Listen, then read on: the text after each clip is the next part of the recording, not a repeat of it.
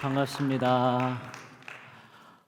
이렇게 우리 청년분들과 함께 하니까 옛날 생각이 나네요. 저는 2008년부터 여러분들은 다 뉴욕 컷이잖아요. 근데 저는 캘리포니아라는 아주 시골 동네에서 살다가 왔는데 거기서 한 8년 정도 공부하면서 우리 청년부 사역을 했는데 그때 이 정도의 우리 청년들과 함께 사역했던 시간이 갑자기 생각이 납니다. 여러분 반갑습니다. 네, 그래요. 네. 네. 예. 아, 또 오늘 이렇게 1부, 2부 같이 사역을 말씀을 전하는 기회를 주셔서 교회에 너무 감사드리고 또 우리 제가 정말 사랑하는 우리 김바나바 목사님과 김바나바 목사님하고 제가 같이 좀 살았어요. 살면서 바나바 목사님과 같이 사역도 막 한 교회에서 사역도 하고 그러면서 볼 걸 못 볼 걸 다 보면서 너무 친하게 지내던 우리 또 목사님이셨고 목사님이 켄터키에도 사역하고 또 워싱턴에 사역할 때도 제가 공부할 때랑 맞아서 또 가서 같이 예배도 인도하고 또 목사님이 저에게 오셔서 또 말씀도 전해주시고 이렇게 벌써 30년간 교제가 이루어져서 오늘 퀸즈 한인 교회는 저는 처음 왔습니다. 저도 한국에서 사역을 하다가 8년 만에 왔으니까 청년들 보니까 이 퀸즈 한인 교회의 미래 그리고 우리 뉴욕 땅의 미래가 너무나 기대가 됩니다. 오늘 하나님의 말씀을 나눌 텐데요.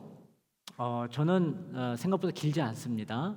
그러니까 오늘 짧은 시간이지만 잘 말씀을 받으시고 하나님 앞에서 잘 새기는 시간 되시기를 축복합니다.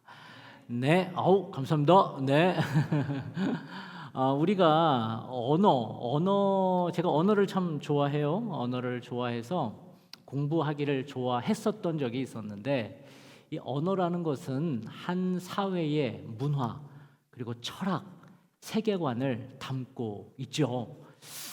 동양 문화권에서 사람이라고 할 때 사람을 어떻게 정의하냐면은 인간이라고 얘기를 합니다. 그렇죠? 인간 한자 문화권이니까 인간을 어떻게 쓰죠? 사람 인자에 사이 간자를 씁니다.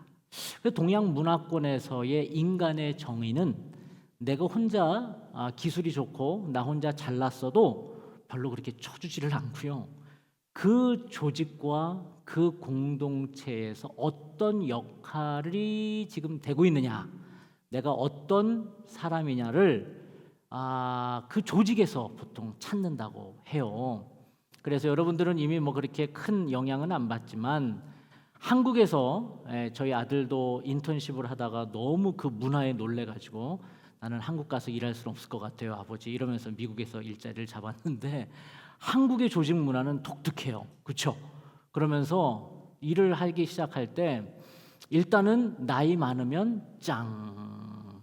그리고 팀장, 매니저가 원하는 스타일이 뭔지를 빨리 파악하는 게 중요해요. 아무리 내가 잘난 능력이 있어도 이 조직이 뭘 원하지? 이 조직이 지금 어떤 데로 가고 있지? 이거를 빨리 파악하는 게 동양 문화권에서는 중요하다라는 겁니다. 그러면 서양 문화권에서는 어떻게 인간을 정의할까? 인간을 서양 문화권에서는 이렇게 얘기하죠. human being이라고 얘기를 해요. 여러분 human이라는 단어가 어디서 온 줄 아세요? 이 human이라는 단어는 라틴어 humus에서 왔습니다. humus. 이 humus가 무슨 뜻인지를 알아야 human being이 무슨 말인 줄 아는데 뭐가 나오나 보죠? 다 나와 버렸네. 이 humus라는 뜻이 뭐냐 하면은 흙이라는 뜻이에요. 흙. 그래서 이 라틴어에서 이 서양의 언어들의 기원인 라틴어에서 서양의 철학 세계관이 나왔다고 할 때에 인간을 어떻게 규정해요? nothingness라고 규정을 하는 거예요. 그러니까 하나님 앞에서 신 앞에서 인간은 흙과 같은 존재다. 먼지와 같은 존재다. 이렇게 얘기를 하고 있다라는 거예요. 그래서 그런지 서양에서는 18세기까지만 해도 내가 누구냐보다는 신이 누구냐에 대한 연구가 꽤 많았죠. 그러면 동양은 그렇고 서양은 그렇다고 칩시다. 그러면 성경에서 말하는 인간이 뭐냐? 나와요? 오케이, 안 나와도 될 것 같아요. 너무 제 설교 노트가 더 오픈되는 것 같아가지고 알겠습니다. 성경에서 말하는 인간이 뭐냐라고 할 때에 히브리어, 성경의 언어는 히브리어잖아요. 히브리어에서 인간을 뭐라고 표현하냐면은 두 가지가 있는데 하나는 얘기하지 말고 또 다른 오늘 또 빨리 집약해서 얘기를 한다면 인간의 뜻이 뭐냐 하면 인간을 따라해 봅시다. 히브리어에서는 이렇게 얘기를 해요. 단어입니다. 이시 뭐라고요? 이시 이게 아니고 이 히브리어에서는 인간을 이시라고 그래요. 이시. 그런데 이 이시라는 단어가 어디서 왔느냐 하면은 히브리어 따라해 봅시다. 에시에서 왔어요. 에시. 그래서 이시라는 뜻을 알려면 에시를 알아야 인간이 뭔 줄 알겠죠. 그럼 에시가 뭐냐 하면은 불이라는 뜻이에요. 불. 그래서 히브리어에서는 인간을 어떤 존재라고 말하냐면은 불덩어리라고 얘기를 해요. 그래서 그런지 히브리어 애쉬 발음이 똑같은 영어의 애쉬가 있죠. 무슨 뜻이에요? 재잖아요. 재. 애쉬 웬즈데이 할 때 애쉬. 그래서 그런지 불 타버리면 애쉬가 되는 것 같기도 하고, 여튼 그러한 언어적 관계성은 제가 모르겠지만 히브리어에서 인간 이쉬를 말할 때 어근인 이 애쉬에서 왔다는 거예요. 그러니까 인간은 누구나 불덩어리라는 얘기예요. 열정 덩어리라는 얘기예요. 그래서 여러분 인간을 보세요. 아주 어린아이나 혹은 나이 드신 분이라도 자기가 꽂힌 게 있어요. 똑같은 3살, 4살 아이라 할지라도 우리 목사님이 아기가 몇 살 정도 됐어요? 네. 미혼이세요? 미안합니다. 죄송합니다. 죄송합니다. 에이, 그거 알겠습니다. 제 아기라고는 할 수 없지만 작은 애가 고등학생인데 얘가 어디에 꽂혔게요? 수학, 역사 이런 데 꽂히면 얼마나 좋겠어요? 근데 우리 딸내미는 춤에 꽂혔어요. 여기 딸내미 없죠? 딸내미는 춤에 꽂혔어요. 얼마나 좋아요, 자기의 의사를. 그래서 한때는 그 연기학원 뭐 이런 데도 다녔어요. 뭐 그런 고등학생이라고 다 거기에 꽂힌 건 아니지만 여기에 꽂힌 거예요. 어떤 아이는 뭐가 있을까요? 뭐 장난감에 혹은 AI에 혹은 뭔가를 뭐 미술에 뭐 다 자기의 관심사가 다르다는 거예요. 왜요? 자기만의 애쉬가 있으니까, 불이 있으니까 그렇다는 것이죠. 그래서 인간은 사실 이 불덩어리라는 거예요. 불덩어리. 그러니까 내가 이거 생각하면 가슴 뛰는 게 있어야 되는 거죠. 여러분 혹시 하나씩 그런 게 있나요? 여러분 생각할 때 나는 일 그런 거에 불덩어리가 되면 안 돼요. 워커홀릭 되면 안 돼요. 그러니까 내가 이것만 생각하면 가슴이 뛰는 거. 여러분은 다 말씀과 기도인가요? 물론 그래도 괜찮지만 여러분만의 가슴 뛰게 하는 게 있을 거예요. 저 같은 경우에는 좋은 사람하고 대화를 하는 거에 가슴이 뛰어요. 그러면 제가 회복이 되고 또 그 사람이 회복되는 걸 보면 저도 회복이 되고, 혹은 저는 이제 운동을 좋아해서 이제 우리 설교 끝나고 나면 저는 테니스를 치러 예를 들면 못 갑니다. 왜냐하면 뭐 제가 뭐 어디 있겠어요. 그래서 예를 들면 그렇게 가는 게, 그러니까 저희 부목사님들과 교육자들과 그분들은 싫어하지만 2달에 한 번씩 산에 갑니다. 저는 그게 좋아요. 꼰대라고 얘기해도 할 수 없어요. 그러면서 우리 안에 이런 불이 있다는 얘기예요. 이거를 갈망이라고 한번 바꿔서 얘기를 해봅시다. 그러니까 인간은 누구나 이러한 갈망이 있다라는 거예요. 자기만의 갈망, 자기만의 열망이 있다라는 거예요. 여러분, 내가 하고 싶은 것, 내 안에 뜨거움이 일어나는 것, 이거 죄예요, 아니에요? 아니죠. 내 안에 뭔가 물론 막 명품만 보면 다 사고 싶고 뭐 이러면 좀 문제가 있겠지만, 내가 뭔가를 향해서 뜨거운 마음이 일어나. 하고 싶다. 야, 저거 너무 신나겠다. 막 이런 거 있잖아요. 여러분 이제 휴가 계획들을 세우실 텐데 이번에는 저 대서양을 넘어서 한번 나 영국의 스코틀랜드 지역까지 한번 여행 가고 싶다. 한 주 동안에. 뭐 이런 계획. 이게 죄예요? 아니죠. 내 안에 그러한 열망들이 일어난다는 것은 다른 말로 하면 되게 건강한 일이라는 거예요. 이건 절대 죄가 아니라는 거예요. 갈망이나 열망, 굳이 영어로 얘기하자면 desire라는 것은 뭔가를 간절히 바라는 가치 중립적인 의미라는 거예요. 이거는 사실 좋은 의미이지요. 그런데 문제는 내가 무엇을 좋아하는지를 모르잖아요. 그러면 이 갈망이 뭐로 바뀌냐면은 욕망으로 바뀌어요. 왜냐하면 내가 뭘 좋아하는지를 몰라. 그러니까 누구가 좋아하는 거를 이제는 눈치를 봐요. 내 친구가 좋아하는 게 자꾸 내 눈에 더 들어와요. 아니 이놈의 사회는 제가 맨하탄 오랜만에 가보니까 막 특별히 5번가 막 이런 데 가보니까 그냥 명품 쫙. 그러니까 내가 뭔가를 좋아하는 건지를 못 찾을 때는 남이 좋아하는 게 내 건 줄 착각한다라는 거예요. 그 유명한 인문학자인 여러분 한번 따라해 보세요. 사람 이름입니다. 욕하는 거 아니에요. 사람 이름이에요. 르네 지라르. 오늘따라 발음이 다 그러냐? 그렇죠? 제가 경건한 목사입니다. 프랑스 인문학 들어봤어요 혹시? 괜찮아요. 이 르네 지라르라는 사람의 글이 되게 유명해서 SAT를 혹시 보신 분들이 있을지 모르겠는데 SAT의 단골로 나오는 패시지 중에 하나예요. 이 사람이 어떤 주장을 했냐면은 우리 안에 있는 욕망, 무엇을 좋아하는 갈망은 내가 뭘 좋아하는지를 모른다는 거예요. 스스로는. 뭐 어떻게 내가 뭘 좋아하는지를 아느냐? 남의 거를 보고 저거 나 좋아하는 건데 이렇게 모방을 한다는 거예요. 그래서 이런 중요한 용어가 나오는데 mimetic desire, 모방 욕망이라는 말이 그 사람이 만들어낸 말이에요. 그러니까 나는 뭘 좋아하는지를 모르는 거예요. 나 평소에 여러분 차 지금 막 바꿀 생각하시는 분들 있잖아요. 그렇죠? 근데 평소에는 전혀 내가 지금 랜드로버에 관심이 없었어. 여러분 수준 랜드로버 좀 큰가?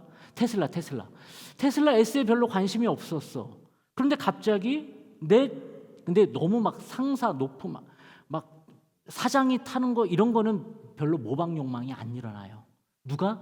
친구 혹은 동료 이런 사람들이 뭘 했을 때 모방 욕망이 일어나는 거예요.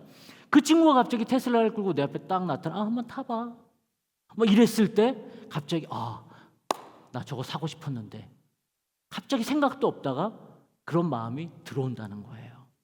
여러분도 잡을 찾을 때도 마찬가지. 나는 뭐 저 정도 나 직장은 마음에 들고 나 지금 살고 있는 삶이 마음에 드는데 갑자기 턱하니 나타난 옛날 친구가 이런 회사에 다니고 연봉이 얼마야. 갑자기 거기에 꽂힌 거예요. 그러면서 자기를 자학하고 너는 뭐하고 살았냐부터 시작해가지고 이제 그 마음이 들 때의 마음을 뭐라고 부른다고요? 모방 욕망이라고 부르는 거예요. 여기서 우리는 아까 갈망이라는 단어는 가치 중립적이고 죄가 아니라고 배웠는데 이제 욕망이라는 정의가 있어요. 어떻게 한번 읽어볼까요? 시작. 욕망은 어떤 부족함을 느껴서 무엇을 더 가지려고 탐하는 마음이라는 거예요. 그러니까 갈망은 죄가 아니에요. 그런데 욕망이 들어오는 순간 갑자기 더, more, higher, bigger의 삶을 추구하는 게 죄라는 거예요. 그런데 여기서 문제가 생겨요. 왜냐하면 우리 한국 기독교를 처음에 세팅을 해줬던 근본주의, 펀더멘탈 크리스찬니티는 우리의 이 욕망을 죄라고 말하기 이전에 우리 안에 갈망 자체를 죄라고 규정을 해서 내가 뭔가 좋아하는 마음, 끌리는 마음, 내 안에 올라오는 불덩어리 자체를 누르라고 가르쳤어요. 그래서 교회 안에 들어와서는 마치 내가 좋아하는 것이 하나도 없는 척 포장을 해야 경건한 하나님이 기뻐하는 사람이라고 가르쳤다는 거예요. 그래서 아까도 예를 들면 여러분 적당한 수준의 차를 갖고 싶은 거 그건 나쁜 게 아니에요.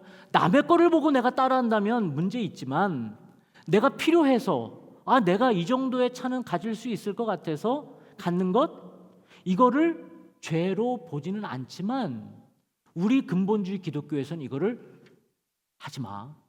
너 그런 마음 갖지 마. 여름에 영국으로 여행 가고 싶어. 하지 마. 갖지 마. 내가 적당한 선에서 백을 하나 명품 거 사고 싶어. 하지 마. 너 그 돈 가지고 헌금해.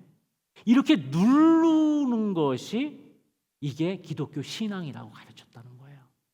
그러니까 교회에 들어오면 우리는 어떻게 포장을 해야 돼요? 마치 내 안에 올라오는 갈망을 없는 것처럼 다 뒤로 숨겨야 했어요. 그래서 우리는 사람들 앞에서는 멋진 그런 걸 다 초월해버린 크리스찬인 것처럼 생활을 했어야 해요. 여러분 다 지금 하고 싶은 게 안에 있잖아. 근데 지금 다 숨기고 있잖아. 거룩한 척, 경건한 척. 그렇게 해야 건강한 기독교라고 우리가 가르쳤다는 얘기. 누가? 이 목사가. 그리고 우리 선배들이, 여러분의 부모님들이, 믿음 좋다는 부모님들이 그렇게 가르쳤어요. 그래서 우리는 어떻게 살았어요? 그렇게 배웠기 때문에 교회 안에서는 마치 욕망을 극복한 사람처럼, 내 안에 올라오는 그 뜨거운 불덩어리는 아무것도 없는 것처럼, 마치 거세 당한 내시처럼 살아가는 게 이 기독교 신앙이 되었다는 얘기예요. 근데 문제는 그렇게 잠깐 우리 보통 만나도 한 3시간밖에 안 만나잖아. 3, 4시간은 참을 수 있어. 그런데 우리의 집에 가서는 이제는 마치 욕망의 화신으로 살아가는 거예요. 직장 가서는 마치 예수 없는 사람처럼 살아가는 모습이 우리 안에 있다라는 거예요. 그렇게 우리는 위선적인 삶을 살아가는 거예요. 그러니까 늘 교회 오면 딜레마에 빠지는 거예요. 내 안에 백을 사고 싶은 마음, 내 안에 차를 바꾸고 싶은 마음, 이런 모든 것들을 거세시켜야 되는데 왜 내 안에 이런 마음이 올라오느냐? 또 회개하고 돌아가서는 또 올라오는 왜? 우리는 기본적으로 애쉬잖아요. 불덩어리거든. 그러니까 이 불이 우리를 계속 일으키는데 우리는 계속 소화기, 저기 있네. 그냥 소화기로 그냥 내 안에 올라오는 불을 끄기만 바쁜 거예요. 그러니까 늘 딜레마에 빠지는 거죠. 그래서 우리는 어떻게 살아가느냐? 기독교 신앙은, 그래서 여러분 잘 한번 따라해 보십시오. 기독교 신앙은 누르는 게 아니고, 내 불을 누르는 게 아니고 내 불을 다루는 것이다. 다시요. 따라하실 필요는 없어요. 기독교 신앙은요, 내 안에 올라오는 갈망을, 이 불덩어리를 누르는 게 신앙이 아니라는 거예요. 없는 척 하는 게 신앙이 아니라 뭐 하는 거다? 다루는 거예요. 다루는 거. 이게 왜 내 안에서 올라오지? 아니, 지난주에 명품 샀잖아. 근데 왜 또 명품만 보면 환장을 하니? 내 스스로에게 말하는 거예요, 여러분. 아니, 왜 나 이제 레인코트 지난번에 샀잖아. 근데 왜 친구 거를 보면서 왜 내가 자극을 받지? 그러니까 내 안에 지금 뭐 하는 거예요?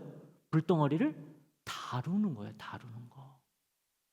이렇게 자기를 성찰하는 게 기독교인 거예요. 없는 척, 마치 뭐 좋은 거 있으면 안 보는 척, 마치 나는 여자에 대해서는, 혹은 멋진 근육질의 남자에 대해서는 초연한 척, 이렇게 살아가는 게 기독교 신앙이 아니라는 거예요. 왜 나는 저런 말을 들으면 화가 나지? 왜 나는 맨하탄만 갔다 오면 정신 못 차리지? 왜 나는 잘 나가는 친구를 보면 왜 이렇게 열받지? 그걸 한번 스스로에게 물어봐야 한다는 거예요. 왜요? 우리 안에 불덩어리가 있으니까요. 근데 우리는 불덩어리를 다루지 않고요, 뭐를 하는데 애썼냐면은, 내가 800cc 원동기, 원동기 잘 모르시나? 부릉부릉 이거 있잖아요. 그 뭐 오토바이보다 작은 거 800cc야. 나는 그런 존재야. 그러면은 우리의 목표는 3000cc 그랜저를 그랜저가 되는 엔진의 양을 키우는 게 내 목표가 돼버렸어요. 더 나아가서 5000cc 험머가 되는 게 내 인생의 목표가 돼버렸단 말이에요. 그러니까 우리는 내 안에 있는 엔진과 이 불덩어리를 어떻게 다루느냐는 별로 관심이 없고 계속해서 나를 크게 만드는 데에만 가르쳤단 말이에요. 우리 기독교 역시 마찬가지입니다. 계속해서 우리는 더 높은 사람이 되라고, 더 포장을 잘하라고, 더 큰 사람이 되라고 우리 기독교가 가르쳤다는 거예요. 그러나 그렇게 가르칠수록, 그렇게 배울수록 우리는 병들어가는 내 자신을 이미 여러분들도 확인을 하고 있을 거예요. 그러니까 밖으로는 되게 멋있어 보여. 그렇게 포장도 해 보여. 그러나 내가 나를 너무나 잘 아는 거예요. 왜 나는 이렇게 병들어가고 있지? 왜 나는 이렇게 열등감에 빠져 있지? 왜 이렇게 나는 늘 화가 나 있지? 왜 이렇게 나는 스스로 자신이 없지? 그러니까 겉으로 엔진을 바꾸는 데만 우리가 애를 써왔다는 얘기죠. 그 이유는 우리가 한번 내 스스로를 돌아볼 수 있는 멈춤의 시간이 없었기 때문이에요. 여러분, 엔진이 365일 혹은 24/7 계속 돈다고 생각해 봐요. 그 엔진 얼마나 갈까요? 몇 년이나 갈까요? 잘은 모르겠지만 저는 메카닉이 아니기 때문에 그 엔진 한 달 내내 켜놓고 달린다면 시동을 한 번도 안 끄고 한 달이면 망가지지 않을까요? 여러분, 우리의 삶도 마찬가지라는 겁니다. 우리도 너무나 우리의 엔진을 쉬지 않고 달려온 거예요. 저는 오케스트라에 가끔 가보면 예술의 전당이나 여기는 어디가 케네기 홀이라든가 그런데 여러분 가끔 가시나요? 가면 저는 제일 이번에 부활절에 맞추어서 제가 핸델의 메시아를 또 보러 갔었는데 제일 멋있는 장면이 마지막 부분에 나오는 할렐루야가 나오는 그 시간이 아니라 저는 제일 멋있는 장면이 언제냐면 지휘자가 나오기 전에 마스터가 A음을 딱 칩니다. A가 맞나요? 전문가들 A 켜면 그 음에 맞춰서 모든 악기가 다 튜닝을 하는 시간이 저는 제일 멋져요. 그러면서 바이올린도 하면서 A음을 탁 맞춰가는 거예요. 플룻도 물론 다 맞추고 오지. 다 맞추고 오지만 마지막 대곡을 앞두고 그 튠하는 그 시간이 저는 너무 스피리추얼합니다. 너무 멋있어요. 여러분, 우리 인생도 그런 때가 필요하다는 거예요. 그냥 막 연주하기만 쉬지도 않아. 현이 나가는지도 모르고. 지금도 여러분 예배 오는 것마저도 일한다는 마음으로, 혹은 예배 오는 것마저도 이 다음에 여기 앉아 있지만 마음은 벌써 after worship. 지금 예배 이후에 누구를 만날 거, 예배 이후에 내일 일 준비할 거, 공부할 거, 시험 준비할 거에 지금 마음이 가 있으면 내 마음은 전혀 쉬는 게 아니에요. 예배만큼은 하나님 앞에서 멈춰서 튠하는 시간이 돼야 되는데 전혀 지금 내 엔진이 이쪽으로 가야 되나, 이쪽으로 가야 되나, 이렇게 돼버린다면 예배마저도 하나님 앞에 멈추는 시간이 아니라면 우리는 나를 돌아볼 수 있는 시간이 없다는 얘기예요.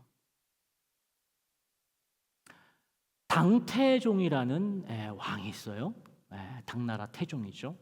이 태종이 아버지에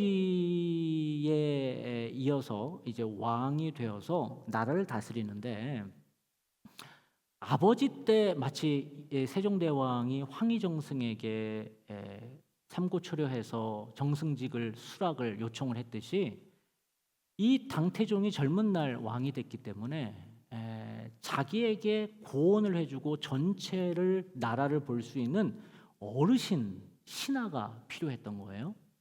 그래서 이 당태종이 아버지 때부터 영의정으로, 우리나라로 얘기하면 영의정, 우의정 정도의 아주 깊이 있는 어른인 위징이라는 사람에게 찾아갔어요. 위징이시여, 제가 재임하는 중에 꼭 저에게 꼭 좋은 신하가 되어 주십시오. 근데 위증은 싫다는 거야. 나는 아버지 때 다 했기 때문에 또 당신은 젊은 사람이니까 젊은 지혜자들이 있을 겁니다. 근데 아닙니다. 와 주십시오. 그래서 겨우 마치 황희정승을 세종이 모시듯 모신 거란 말이에요. 그런데 위증이 보기에 이 젊은 왕이 하는 게 마음에 안 들었나 봐요. 계속 잔소리와 이렇게 하시면 안 됩니다. 선대 아버지께서는 이렇게 하셨습니다. 얘기를 하는 거예요. 그러니까 이 당태종 옆에 젊은 신하들이 너무 불편한 거예요. 누가? 이 위징이라는 할아버지가 계속 당태종한테 사사건건 시비를 걸고 하는 게 싫었던 거예요. 그러니까 당태종에게 찾아가서 젊은 신하들이 왕이시여 빨리 자릅시다. 제가 몰래 죽여버리겠습니다. 뭐 등등 얘기를 한 거예요. 그럼에도 불구하고 당태종은 아니다. 이 사람은 꼭 필요하다라고 해서 거뒀어요. 근데 결국 나이가 드셔서 이제 돌아가신 거예요. 그러면서 당태종이 조문을 갔어. 그 위징의 죽음 앞에 조문을 갔어요. 갔는데 그때 유명한 당태종의 말이 있어요. 여러분 들어보셨을 거예요. 자기에게는 세 개의 거울이 있다. 첫 번째는 거울 감자, 한문으로 감자가 거울 감자거든요. 처음에는 첫 거울은 동감이다. 동감, 청동 거울. 예전에는 거울이 청동 거울이었잖아요. 동감이 내게는 첫 번째 거울이고, 두 번째 거울은 사감이다. 역사할 때, 그러니까 역사책이 나에게는 거울이다라고 얘기를 한 거예요. 그리고 세 번째 거울은 인감이다. 사람 인자를 써서 바로 이 위징이 나를 늘 보게 해줬다. 나에게 싫은 소리 해주고 나에게 까칠한 소리 해주면서 나를 계속 돌아보게 했다. 그런데 나는 이 세 개 중에 오늘 한 개를 잃어버렸다 라는 명언을 하게 됩니다. 여러분, 우리가 계속 잘 가고 있는지를 돌아보기 위해서는 뭘 해야 돼요? 스피리추얼 미러가 있어야 돼요. 여러분에게 그 미러 하나씩이 있느냐는 거예요. 저는 오늘 이제 여기까지가 이제 본론부터는 짧아요. 네. 그래서 이제 오늘 본문이 그 미러에 대해서 얘기해 주는 거예요. 우리 73편 1절부터 3절 한번 성경 말씀 한번 읽어봅시다. 시작. 하나님이 참으로 이스라엘 중 마음이 정결한 자에게 선을 행하시나 나는 거의 넘어질 뻔하였고 나의 걸음이 미끄러질 뻔하였으니 이는 내가 악인의 형통함을 보고 오만한 자를 질투하였음이라. 이 아삽이라는 사람이 오늘 성경을 썼는데요. 이 사람은 찬양 인도자였어요. 근데 찬양 인도자가 하나님께 예배를 드리다가 당신의 마음을 하나님께 솔직하게 얘기하는 거예요. 하나님, 나 뭐라고 그래요? 3절에 보면 악인의 형통함을 보고 내가 너무 열받는다고 얘기를 하는 거예요. 다른 사람의 거를 보고 열받는다. 아까 누구 인문학자 얘기했죠? 르네 지라르라는 사람의 얘기대로 오는 거예요. 여러분, 아삽만 이렇게 남 보고 열받는 게 아니죠. 누구도 그래요? 여러분은 안 그런가 보네요. 저는 그래요. 남을 보고 열받는 일이 많은 거예요. 다른 사람이 특별히 하나님을 안 믿는 사람이 잘 되는 거 보면 더 열받아요. 이제 그렇게 우리가 살아간다는 거죠. 이 아삽이라는 사람도 그래서 하나님께 얘기를 하는 거예요. 하나님, 악인이 너무 잘 되는 것 때문에 내가 열받습니다. 여러분, 아까도 얘기했던 것처럼 아삽은 예배자입니다. 예배 인도자예요. 그럼에도 불구하고 그는 자기 안에 있는 불덩어리를 다루지 않았다는 거예요. 그런데 오늘 본문을 통해서 하나님이 우리에게 하시는 말씀이 무엇이냐? 하나님 안에서 불덩어리를 다루지 않았던 아삽. 그러나 오늘 73편 말씀에 그는 나중에 17절에 보면 이런 이야기를 합니다. 제가 원고를 좀 건너뛰고 제가 얘기를 읽어드릴게요. 17절에 보면 이렇게 얘기해요. 하나님의 성소에 들어갈 때에만 그들의 종말을 내가 깨달았나이다.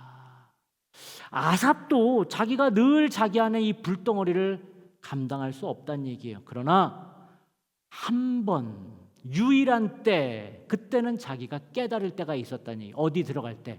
성소에 들어갈 때. 여러분, 성소에 들어가면 뭐예요? 밥 먹어요? 예배 드리죠. 스피리추얼 미러가 있는 곳이 어디냐? 바로 이러한 예배 공간이라는 거예요. 우리가 하나님 앞에 멈출 수 있는 곳, 내가 어떤 사람인지를 알 수 있는 곳, 하나님 앞에서 나를 성찰할 수 있는 이 예배 공간에 와야지만 내 불덩어리를 볼 수 있다라는 얘기예요. 그런 의미에서 여러분 정말 잘 오셨습니다. 그리고 이런 시간이 있어야 내가 잘 가고 있는지를 스스로 체크업을 할 수 있다라는 얘기예요.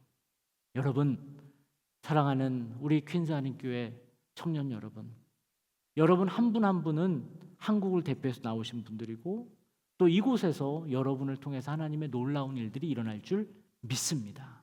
그렇다면 이제 여러분은 남들보다 더 커지기 위해서 bigger, higher, higher, getting more 하기 위해서 우리가 살아가는 것만 급급하지 말고 내 스스로를 봐야 돼요. 나 괜찮나? 나 잘 가고 있나? 스피리추얼 미러들이 있어야 돼요. 그래서 아까 당태종은 3가지 거울을 얘기했지만 여러분은 하나, 동감, 또 2번째는 사감, 3번째로 인감. 저는 여러분에게 4번째 거울을 드립니다. 영감, 스피리추얼 감, 미러를 드리길 원해요. 바로 성소에 나오는 거예요. 오늘 아삽처럼 하나님 내가 너무 열받아요 라고 시편 1, 2, 3절을 시작을 했지만 그러나 그의 마지막 고백은 성소에 들어와 보니 내가 깨달았습니다. 내가 하나님을 만나보니 내 불덩어리가 무엇인지 알았습니다. 여러분은 여러분의 불덩어리가 무엇입니까? 나는 내 불덩어리를 찾아서 혹은 여러분이 여기까지 공부하고 잡을 찾아서 또 미국까지 오신 분들이에요. 또한 이곳에 살면서 바이링구얼에 편하시면서 바이컬처럴, 인터컬처럴에서 두각을 나타내시며 사는 분들도 있을 거예요. 다 달라요. 다 부르심이 다른 거예요. 그러나 중요한 것은 내가 무엇을 좋아하는지 내 불덩어리를 안 찾으면 자꾸 누굴 걸 본다? 남의 걸 보는 거예요. 남이 어떻게 사는 거예요? 자꾸 신경이 쓰여요. 자꾸 비교하게 돼요. 저 사람이 저 백 있으면 나도 있어야 돼. 요번에 저 사람이 저기 놀러 가면 난 다음에 저 근처라도 가야 돼. 저 사람이 저 옷이 사면 나는 이 옷을 사야 돼. 여기에 에너지를 다 쓰다가 우리의 젊은 청년의 때를 보내기 십상이라는 얘기예요. 그러나 하나님은 여러분의 고유의 불덩어리를 여러분마다 한 명 한 명의 불덩어리를 주셨다는 것을 여러분 인정해야 돼요.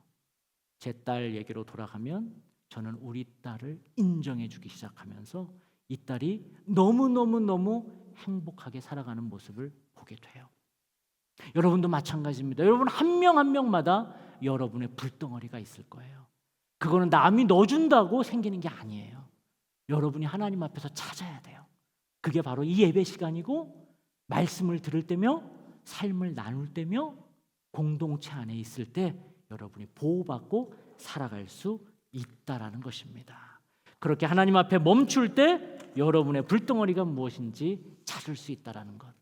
제일 건강한 것은 남의 거 따라하지 않는 거예요.